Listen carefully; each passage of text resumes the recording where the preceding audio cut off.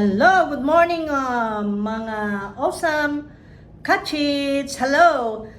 Good morning, nandito ako ngayon sa nursery para ipakita sa inyo yung iba pang option sa pagbibigay ng pagkain ng ating mga plants. Itong gagawin ko ay paminsan-minsan lang kasi ito po ay bibihirang magkakaroon ako ng ganito kadami itong mga ingredients ko para sa ating mga tanim, pasustansya sa kanila.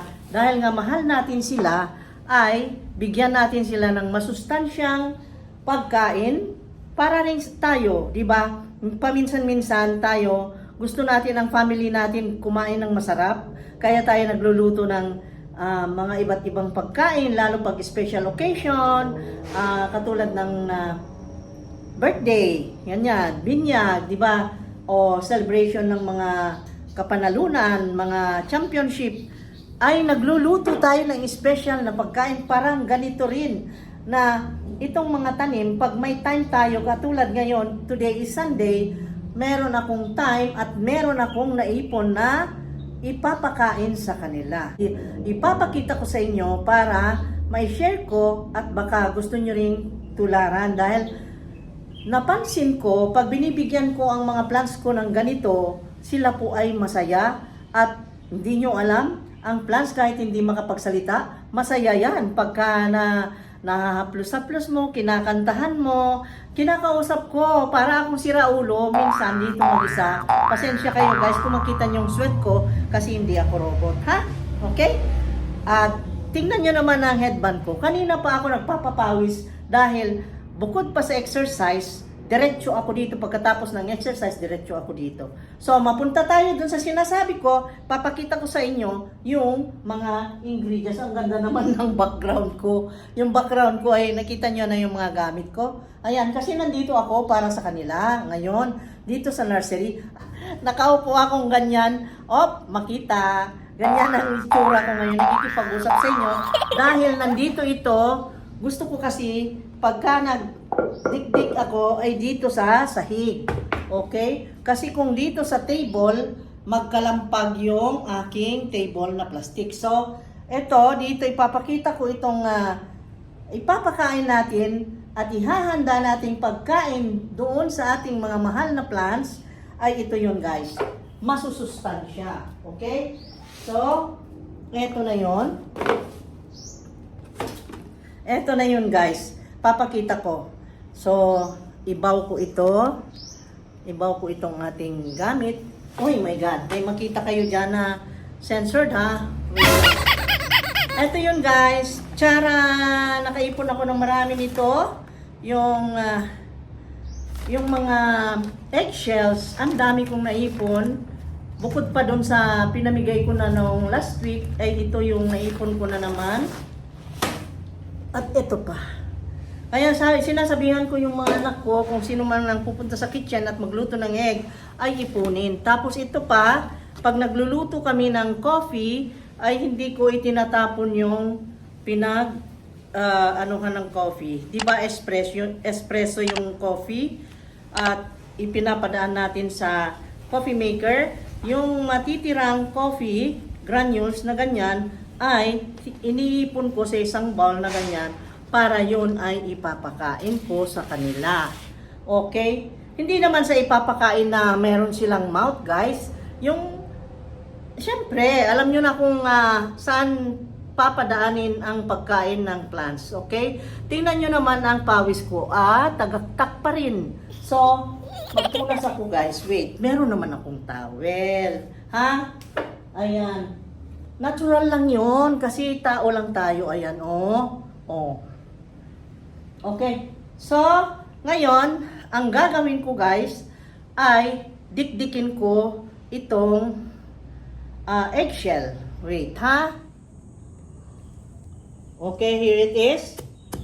Ulitin ko guys yung about the hindi yata naka-record. Oh my gosh, ano ba yun? Bakit nasira?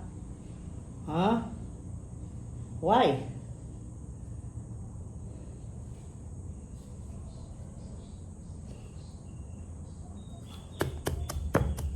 Okay, how to fertilize soil with eggshells. Eggs are delicious and nutritious. Most people throw away the shells, which is the best part for the plants. At least, instead of throwing away this resource, consider consider using it to improve the soil in your garden, as the eggshells are a good source of calcium for your plants and can help make a great fertilizer. You can easily add minerals and nutrients to soil using crushed eggshells or eggshells tea. You can also use eggshells as seed starters to ensure that your seedlings get off to a good start. Oh, see? I told you. My God, this is very good.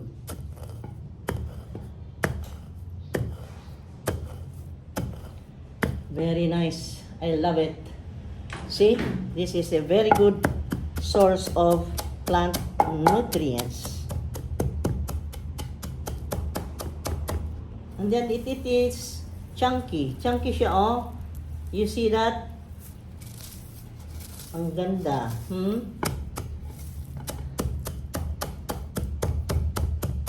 See that?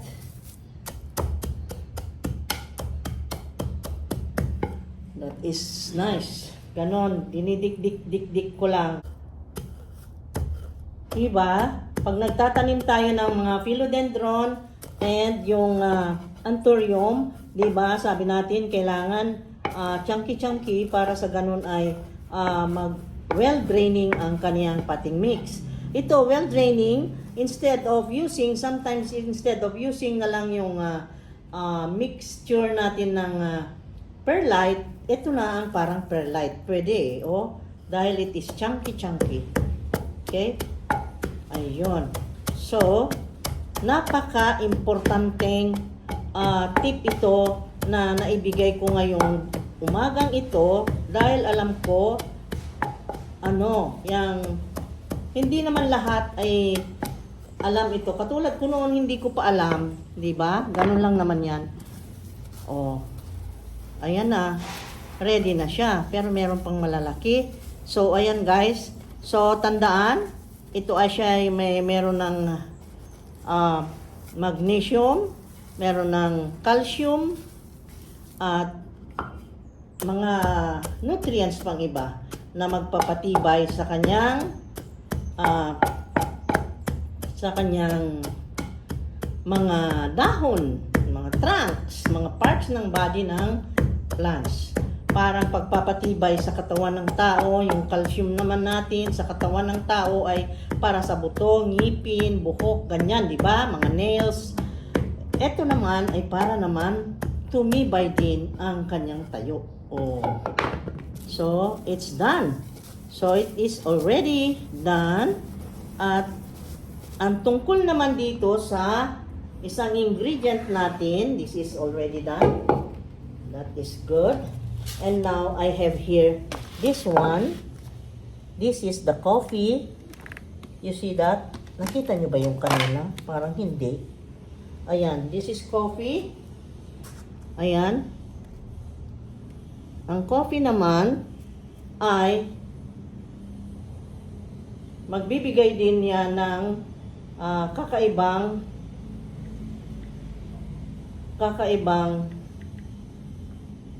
nutrients para sa plants.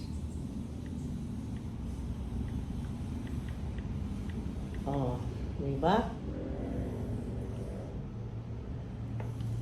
Ayan babasahan ko kayo. Coffee grounds and brewed coffee are a source of nitrogen for plants producing healthy green growth and strong stems. Coffee also contains calcium and magnesium, both of which are beneficial to plant health. See? Pero guys, I will advise you, sarili ko na itong nagsasalita. This is rich in nitrogen. This is good only for green plants. I-advise ko kayo na huwag yung gamitin sa variegated plants guys kasi baka mag-revert, no?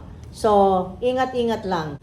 Kung gusto nyo naman na para sa variegated plants lang, I will advise you na only eggshells ang ilagay. Huwag nyong haluan ng coffee granules. Okay?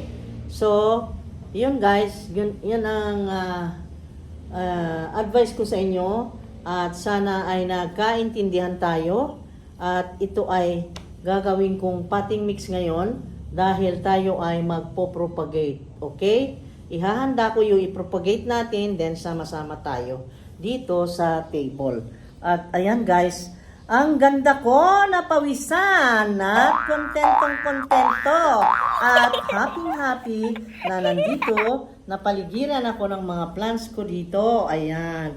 So, ayan guys, mag-propagate ako, pero at least nasabi ko kung ano ang mga maibibigay na nutrients at tulong sa pangangalaga natin sa ating mga tanim. Pero babala lang, babala sa paggagamit sa coffee, please huwag nyong gamitin sa variegated plants. Okay? Baka kayo magkamali kasi ito ay rich in nitrogen. Ito ay maganda para sa mga plain green leafy plants ninyo. Kasi ito ay magpapatibay ng magpapatibay ng kanilang mga dahon, mga stems, branches, yung trunk, ganyan, magpapatibay talaga sa kanila. Pero, yun nga lang ang sa akin, huwag niyong gamitin sa variegated. Okay? So, na-surprise kayo? Kasi, hindi sinasabi ng mga iba. Ako na sinasabi ko dahil through experience, ako ay naka-experience, variegated, nilagyan ng ganyan, ay nag-revert. Totoo yan. Kaya, you must have to believe. Believe it or not. Okay, try it. Okay, see? Ayan, at na-share ko na naman yung ating magandang pangpasustansya sa plants. So, ngayon guys, maghanap ako ng i-propagate natin. Here is our plant to be propagated guys. The Philodendron Distantilobum. Ayan, ang ganda. So, I will read the description of this plant for you guys. This is Philodendron Distantilobum. Philodendron Distantilobum is a stunning and rare species of philodendron that is gaining popularity among houseplant enthusiasts and collectors. It is prized for its unusual spiky foliage, which adds an exotic touch to my indoor garden. This plant is known its ability to thrive in warm and humid conditions, making it an ideal choice for those looking to add a touch of the tropical to their homes. Wow! You see that? This is very nice plant. Okay, the Philodendron Distantilobum is a slow-growing plant that can reach up to 3 feet in height and in which its leaves are long and spiky, growing up to 12 inches in length and 2 inches in width. They are bright green color and are adorned with tall, delicate blooms that grow from the center of the plant. Look at this, very elegant and very unique plant. So we are now going to propagate this guys. How to care for this Philodendron Distantilobum? Philodendron Distantilobum is a relatively low-maintenance plant that is easy to care for. Here are few tips for keeping your Philodendron Distantilobum healthy and happy. Light. Plant prefers bright, indirect, but can tolerate lower light conditions. Avoid direct sunlight which can scorch the leaves. Yun nga, ayaw niya ng mainitan at masusunog siya. Water your philodendron Distantilobum regularly, making sure to keep the soil evenly moist but not waterlogged. Yun nga sabi natin, hindi natin pabayaan na yung pot ay hindi mabutasan, and then we see to it that we give them yung soil na tama para sa kanila, yung ating ginagawang soil, arid soil or arid mix na yung well-draining media. Okay? Humidity. Philodendron Distantilobum likes high humidity, so using a humidifier or placing a tray or water near the plant increase humidity. See? This plant prefers warm temperatures between 70% Fahrenheit and 85 degrees Fahrenheit. So ngayon guys, nakita mo, as you see, the roots, the aerial roots are very visible here. You can see it. Oh, very visible and very alive. So this is the sign that we can now cut this plant, so we are going to propagate. So now I will show you how I propagate the Distantilobum. So here we are.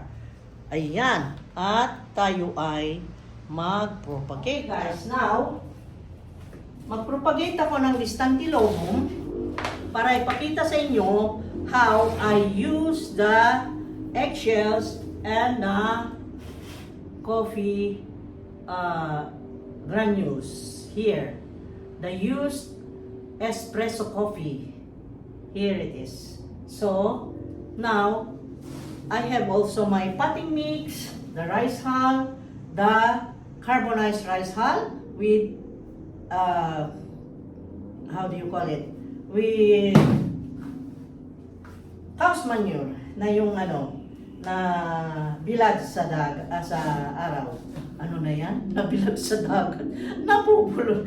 Yung nabilad sa araw para ma-sterilize. Sterilize ang cow's manure na gamit natin, guys. Don't you worry.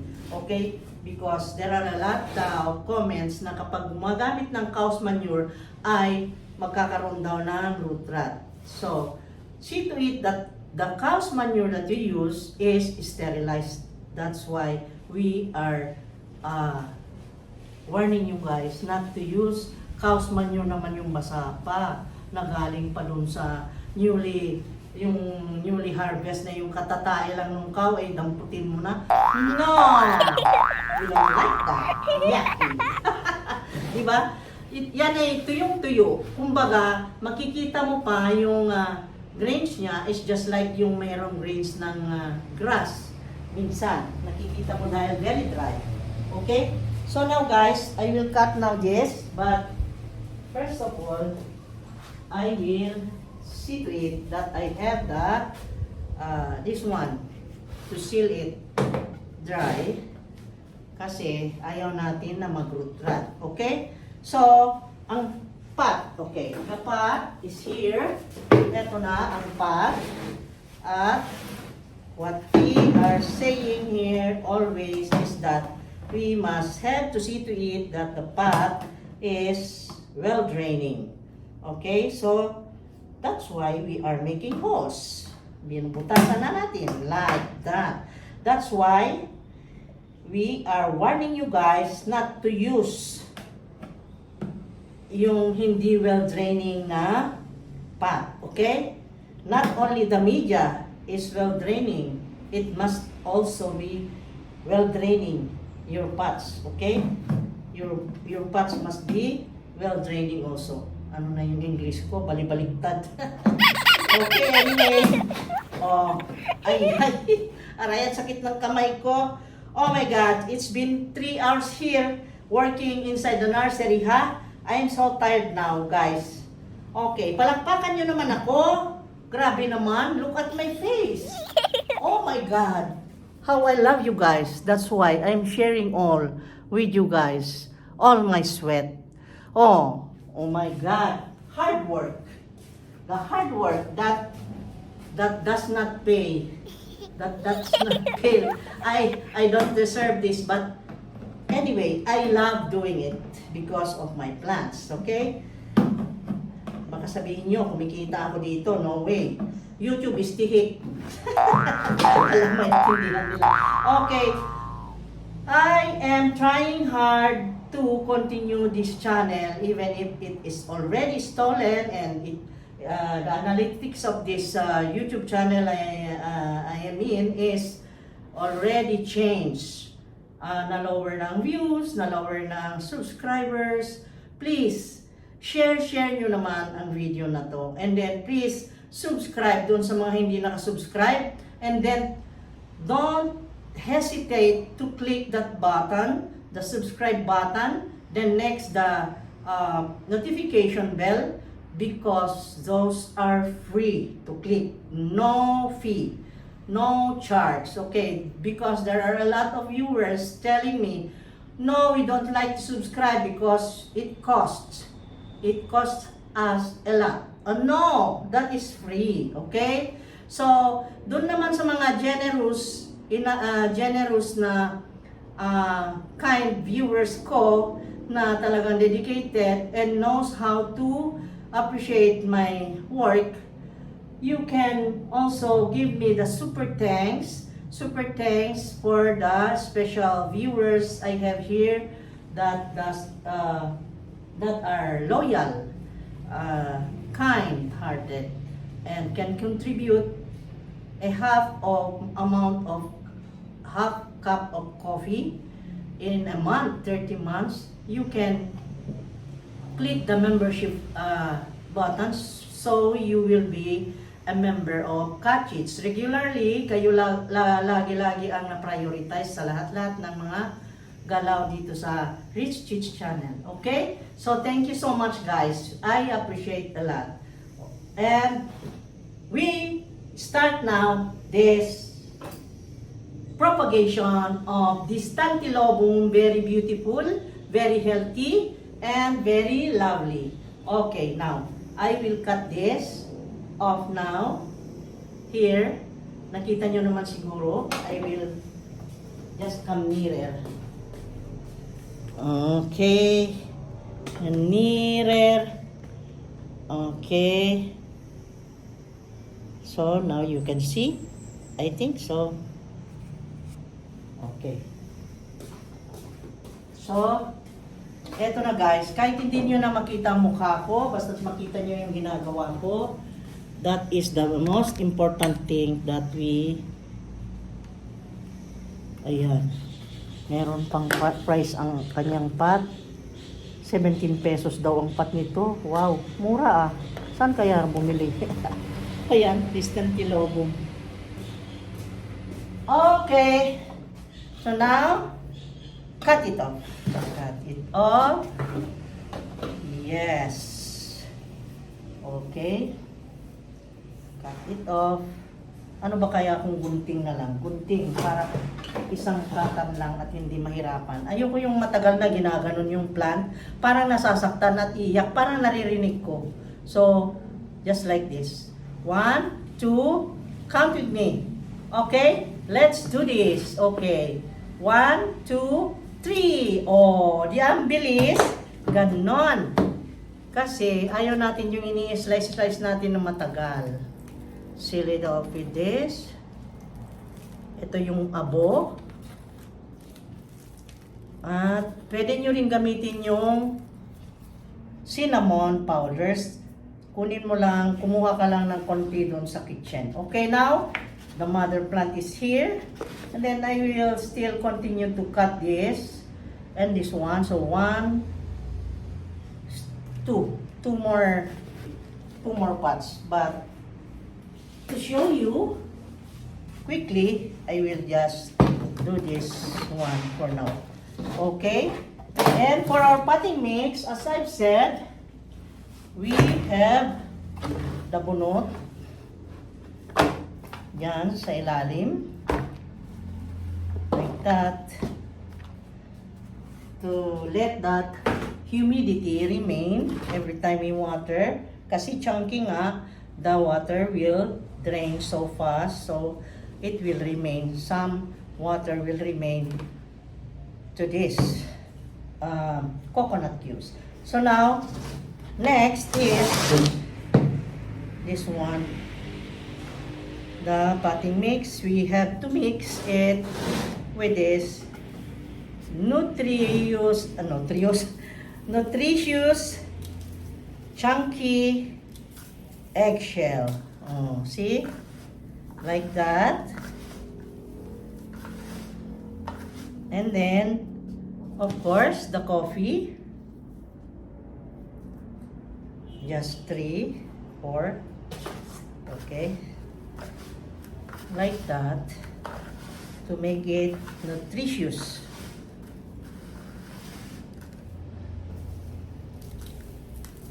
Ayan. Very nice. Oh, so it's chunky, no? Alam mo, chunky yung bang hindi pa siya Filipino na parang magiging putik. Kaya yun ang gusto natin para ma-drain siya na madali dito sa pot nang hindi siya mag-remain na matagal at mababad sa ating plant. Oh, see? Ganun lang, guys. Ayan. Lagyan pa natin. Nako, talaga naman.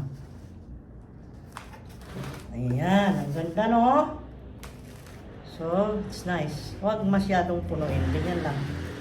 Okay na. A little is good. And it's not heavy, very light. Yan, ganyan lang ang pagtanim or pag-propagate ng Philodendron distantilobum. So, it's here. At ang beautiful, mahaba na itong video ko. So, see you again on the next video, guys. Sana nag-subscribe na yung mga hindi pa nag-subscribe. And please click the notification bell at pakishare nyo rin sa mga social media nyo, sa mga friends nyo, itong ating video nang lumaki naman tayo kahit yung gesture lang na yon ay pagpapasalamat ko ng malaki dahil in the future time, we can help others. Okay? So, thank you so much. I love you guys. See you in the next video. Asahan ko at abangan ang mga live videos. Lagi ako nagla-live. Masipag akong mag-live dahil I want to interact with you guys. So, God bless. See you on the next video. Take care. And mag-ingat lagi-lagi. At sana safe ang lahat. Okay, bye-bye.